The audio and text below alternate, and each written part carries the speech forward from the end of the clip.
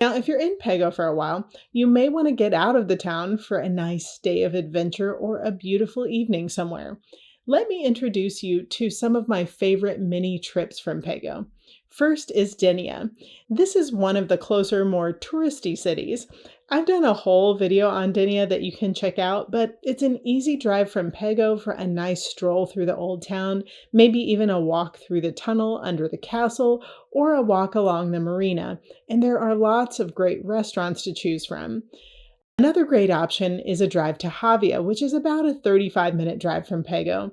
This could be a great day trip if you want to explore both the old town and the beach area.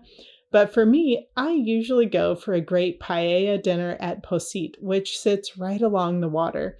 It's the perfect place for a lovely stroll along the seaside after dinner, and honestly, there are probably a million restaurant options to choose from. Now, two other day trips I really like to make that are just a little bit further are to Altea or Alicante.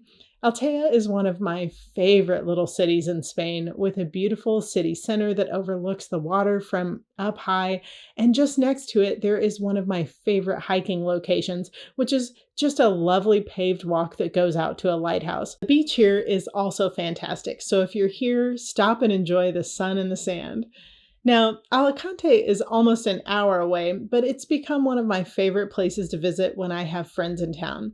A day trip here is great to see the castle, walk along the Paseo, explore some of the other historic sites, or you can even take a catamaran trip out to an island for the day. My favorite restaurant here is a little outside of the city center, but I make a special trip to go to Baobab, which is an incredible vegetarian restaurant.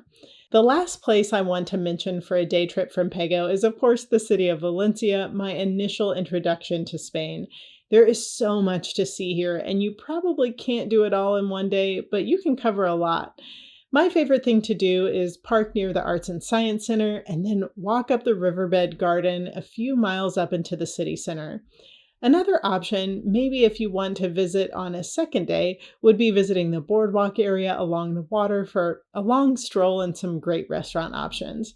Honestly, there are so many places within an hour or less of Pego. I could spend an hour talking about all the places you can go, but I just want you to know that even though it's a small town, there really is a lot right at your fingertips if you have a car with you. For me, Pego is perfect.